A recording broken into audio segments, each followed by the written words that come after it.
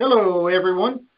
What a busy week it's going to be in Meridian, Mississippi this week as we are hosting a new agent academy and managers workshop. We have a lot of managers in right now and agents that are excited and in the office preparing for our academy to kick off at 1 o'clock today. So it's going to be an exciting time, and unfortunately, I didn't have a lot of time to prepare for this conference call today because of all the activity, but we're going to muster our way through it, and we're excited to have Mr. Javier sitting here in my office with me to be our featured guest for today's call.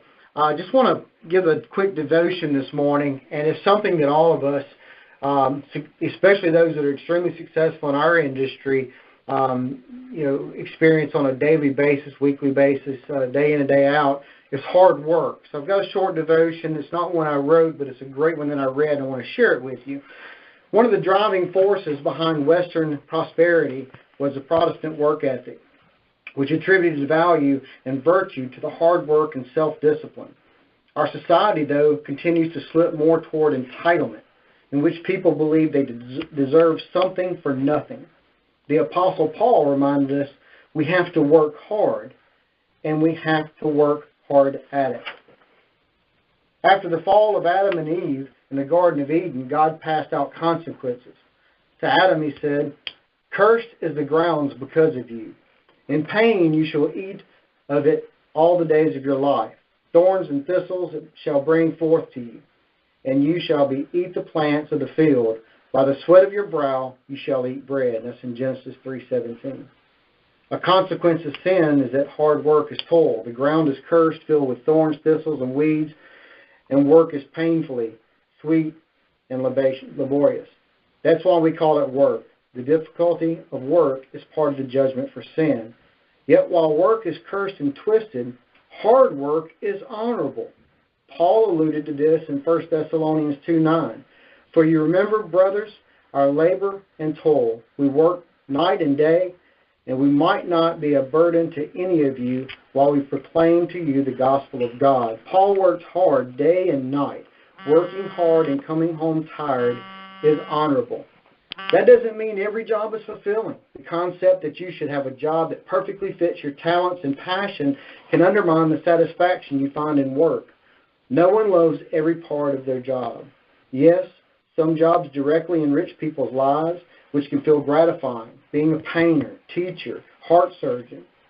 But just because some work seems more fulfilling does not mean that other work isn't just as honorable. Whether you're a judge, a jockey, a janitor, whatever you do, there is honor in your work and in providing for yourself and your family. We should embrace dignity and joy of working hard. Wise King Solomon promoted it. "Whatever your hands find to do, do it with your might." That's Ecclesiastes. The Apostle Paul commended it. "Whatever you do, do your work heartedly, as for the Lord rather than for men." In fact, Paul added that those who wouldn't work can skip their next meal. "If anyone is not willing to work, let him not eat," says in 2 Thessalonians. The Bible is replete with models of hard workers. David, the shepherd; Amos, the fig farmer, Paul, the tent maker; Lydia, seller of purple; Jesus, the carpenter. At the end of the day, it's a good thing to exhaust yourself in meaningful work. You might wonder, how hard is too hard? And to clarify, you can't work too hard. You can work too much. If you invest too much in your career, you neglect other things that matter more. While you're at work, work really hard. Then go home and work really hard on what God has given you there. Your walk with God, your marriage, hunt for a marriage or partner, or parenting, or your education, or whatever is next for you. Work hard everywhere and on everything. If you would, pray with me. Father, thank you for the work that you have given us. Help us to see it as a commission straight from you. Remind us to work with all of our hearts, and if I'm directly working for the Lord Jesus Christ, not for human supervisors. Forgive us where we're fixated too much on how we feel about the job, whether it fulfills me or makes me happy. Instead, help me embrace the dignity of my work. I want to work hard on everything and for your glory. In your name, your Son's name, Jesus Christ. Amen. Thank you for the time for a quick devotion this morning. And I want to start off by covering our production update for the week of 11/23 through 11/27. Obviously, that was Thanksgiving week. A lot of folks took off, and we had a short week for those who did work. So as an agency, One Life America produced $467,616.72 of submitted annual premium. Number one agent for the week and making a habit out of that spot, Matthew Dworetsky, with $10,658 of submitted annual premium. Bryant Chisholm Sr. with $10,117 of submitted annual premium. Daniel Byrne with $7,493 of submitted AP. At number 4, Eric Gorman, $6,357 of submitted AP. Jacqueline Coe with $6,109. Reggie Forbes with $6,102 at number 7. Maria Piazza with $5,968 of submitted annual premium. Number 8, Susanna Gonzalez with $5,911. Number 9, Philip Naphthalin with $5,696 of submitted AP. And rounding out the top 10, David Kiselak with $5,516 of submitted annual premium. Fantastic job from everyone. Also, do remember that we are in week 2 now of the One Life Christmas Cash Contest. So make sure to get out there and work hard and push hard. We made this a 3-week event because of the Academy and the Leadership Workshop this week to get everybody an opportunity to qualify for bonus cash money. So we'll be watching the production reports and knowing where you stand. The entry level for that is $10,000 of submitted annual premium. That's total during the 3-week contest to get you a $100 bonus, and it ranges in certain levels all the way up to $30,000 plus. So it's averaging $10,000 a week for the 3 weeks. So make sure to cash in on that Christmas cash contest. The Academy is just over 3 hours away, and if you're driving in for either this week's events, whether it be the Academy or the Manager's Workshop, we're looking forward to spending time with you in education and fellowship. Be careful on the roadways. Make sure to plug in all of One Life's social media, whether it's Facebook, Twitter, Instagram, LinkedIn, and share the information on these conference calls with your manager and your agents and your downline so that we can make this a successful event, and I appreciate all of you participating in our call. So today we do have Javier Rodriguez. Let him take over my desk area here as he's going to bring our featured section of today's call. Javier is no stranger to most of you, I'm sure. He's worked his way through the ranks for the last 16 years with One Life and now serves as a regional director with a team of managers and agents who work under his guidance and operate mostly out of the Central Florida area. It's a common occurrence while on a yearly One Life National Sales Convention for Javier to walk across the stage numerous times as he accepts awards and recognition for personal production and his agency's production. Javier has captured the coveted Agent of the Year award several times. And on a personal note, Javier and his wife Katie have 3 boys, Bryce, Adrian, and Brennan. Their family enjoys camping in their RV and tries to squeeze in rides on his Harley as often as possible. They're definitely an on-the-go type of family who enjoys traveling and seeing new places. And I think the world of Javier. He has fantastic work ethic and communication skills, and is just a great manager for the One Life organization. So, One Life, Javier, we're glad to have you on the call this morning. I'll turn the call over to you. Good morning, everybody. And David, thank you for the warm introduction. And obviously, it's been a whole lot of years and a whole lot of things that led to being where I'm at today. And it's been, ups and downs like the weeks come and go in this business. It's always trying to stride ahead and hit the next mark. And that's probably my encouragement to everybody that I run into. And being new in this business can be difficult at times, but enjoyable and very rewarding. One of the things that I have been asked time and time again is what my driving force is and what I do, why I do what I do, and why I've done it for the years I've done it. And for me, it's always been the ambition I have, not just for myself, but for my family and the effect that this has had for all of us at home. This has given me an opportunity to do things that I never would have dreamed. No college degree would have got me where I'm at today. To have the freedom that I have, the income that I've earned, and also the ability to provide for others to have the same vision and be able to grow in a positive way and have something for the future.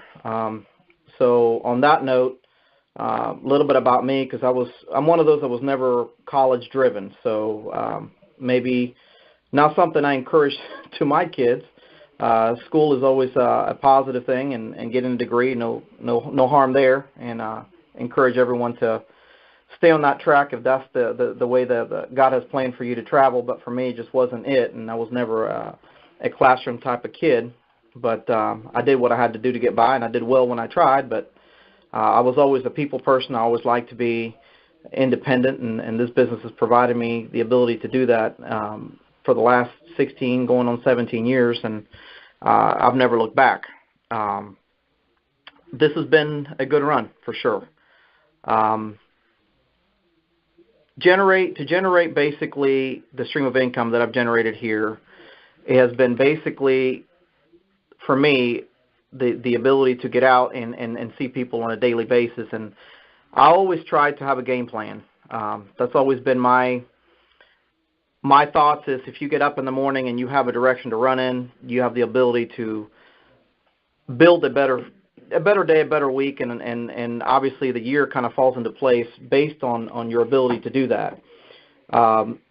Attitude is a huge thing. As I walked in this morning and did my rounds and said hellos and gave a few people a hug all around the building, and Carolyn, if you're listening, I mean, your smile is infectious. I always look forward to going down there and seeing Carolyn down the bottom floor in front of Ken's office, and she always has something positive to say, and kudos to you on that. I'll always, every time I come in, I make sure I make my stop there and say hello to Carolyn, and anybody that's in the building will probably have the same effect, because she's always positive, and I think that's part of what helps us be stronger in the field, is when you have a positive attitude, when you get out and you have your day set up and a direction to run in, your attitude is huge.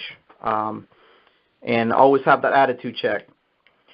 For me, it's usually setting up the day. I've always, when I made my own calls back in the early years, right now we have a call center in Lakeland that we've set up, and it provides us the ability to put agents in homes where otherwise they probably wouldn't be able to get in these houses. We're not phone motivated oftentimes. So we try to put that out of the way, but I've always said never depend on a caller. But when I made my own calls, typically what I did on a Monday morning, I would take Monday and it would be a planning day, a day that I would sit down, I would make calls throughout the day up until 9 o'clock at night to set up a solid Tuesday and a Wednesday. And every spare waking moment that I had during the day while I was out in the field, I always made sure that that time was spent basically setting up a Thursday. Typically 6 to 8 appointments a day I have found to be kind of the key. And for those of you that don't have a Streets and Trips program, I do know Microsoft has quit producing it. You can still find them on eBay and a few other places. Even if it's an older version, I encourage you to get it, because you really need the ability to be able to look at your week on a map and see kind of where your leads are and where you're headed and where you're traveling, to make sure that when those appointments don't pan out, you don't have downtime when you're out in the field. That, to me, downtime is typically what creates a bad week.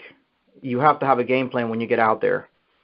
I always have set hours, and I call it office hours. And technically we're running out of our car, but what time does your office open? Well, when you have a building, you have a sign up front that says, if you open up at 9 or 8 o'clock in the morning, you can't be showing up to work at 10:30 when your sign says you're open at 9 o'clock. That's how you fail. So my office opens typically, I have found, for me, my first appointment is usually set between 11 and 12 during the day, and some may think it's a little late, but I have found that earlier than that, the 8 and 9 o'clock appointments, people typically they're not up. They're not about, they're not alert, they're not in tune with someone coming into their house. And even though they tell you the day before to come out at that time, I have found that when you get there, the attitude is completely different the next day. So I typically start between 11 and 12, and I end my day between 6 and 7 o'clock. Now, typically, that doesn't mean I'm walking out of that last house between 6 and 7. A lot of times it's 8:30, 9 o'clock at night, and I'm driving home, because by the end of the day, you have a domino effect that your schedule typically runs, off the charts. People aren't going to be home. You're going to be going back. You're going to be making additional stops throughout the day. The difference between a successful agent and one that's failing is the one that's willing to make that last stop, the one that's willing to go back to that house that wasn't there, the one that's willing to drive out of his or her way to make sure that that person is caught. And the phone is I found is not your friend with that. When they have a set appointment, I always encourage you to go back however many times that day you feel you need to go back, every time you have an opportunity to catch these folks at home. The phone just gives them an opportunity to shut you out.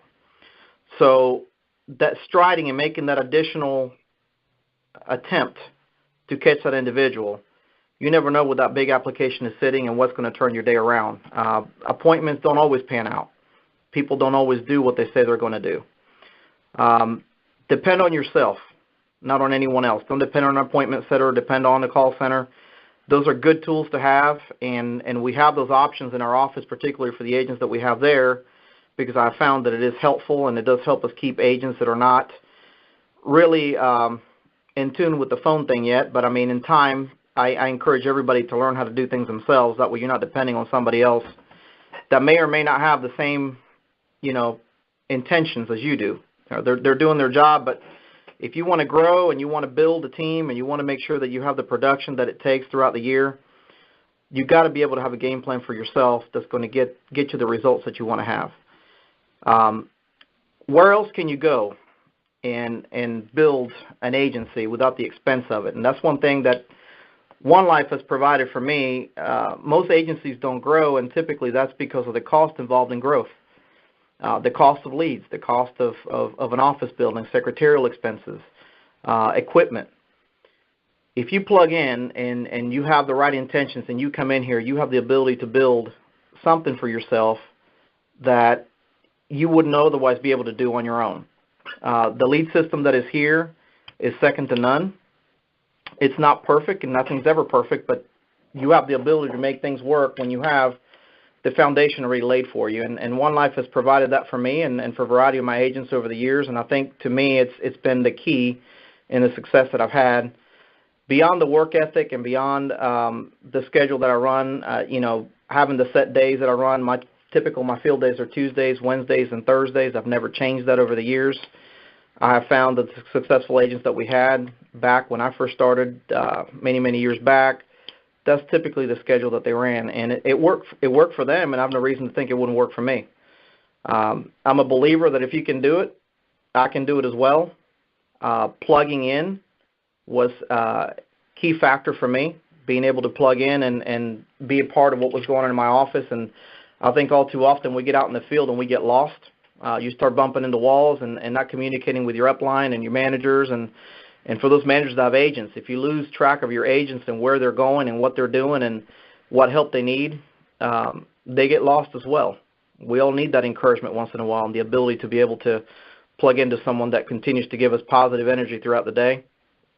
And I think that's huge. I've been pretty focused on that end. I think it's been, to me, a huge part of why I am where I'm at.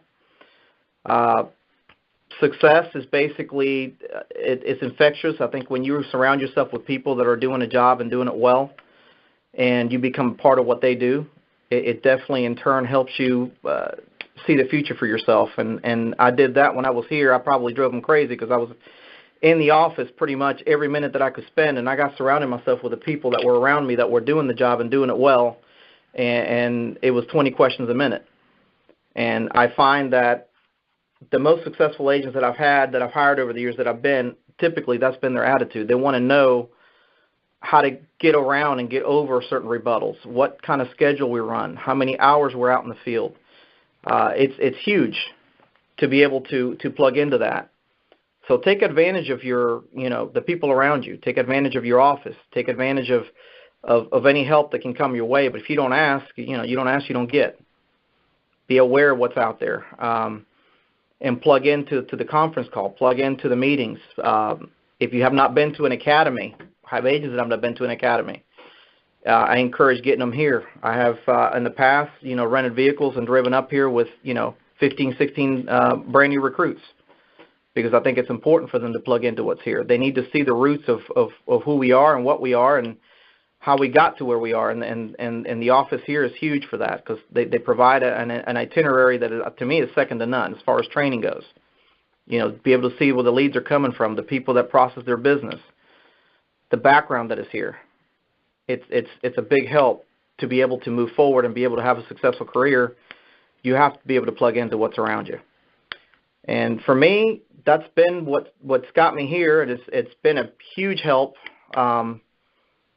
Week in and week out, I still learn from the people that I have. I learn from the new agents that are with me when they're in my car, along with what I'm able to teach them. I'm able to pick up from them.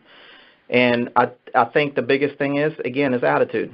You have to have dedication. You have to have attitude. You have to put that positive smile when you get out your door. And good weeks come and bad weeks come, but if you stay out there swinging that bat, it's always been a light at the end of the tunnel. So that's basically all I've got, David. If there's any questions or... Absolutely. We'll unmute the lines for any questions. And what I'll do is I'll set the setting to where you can use *6 to unmute your line if you have a question for Javier. *6 will unmute your line if you have a question for Javier Rodriguez, and I'm watching to see if any lines unmute. And I've a couple of things that I want to make mention while our callers are thinking of questions. Two reigning themes you started your session with your Javier was attitude and accountability. Having the right positive mental attitude going into it. If you have a poor attitude going into it, you might as well stay at home. And basically, with your accountability, I love the theory or the analogy of setting office hours. Get yourself up and go to work. You have particular hours that you run your office, and you can go to work and do that. So you need to make sure you set those hours and plug yourself in. And this is I've been in the field in sales and management, spent a number of years in it before I got involved in the marketing end of our industry, and that's something that some folks struggle with is pushing themselves to get out there. I don't see anyone. Does anyone have any questions? We'll give it about 5 minutes of phone silence here to see if anybody has any questions.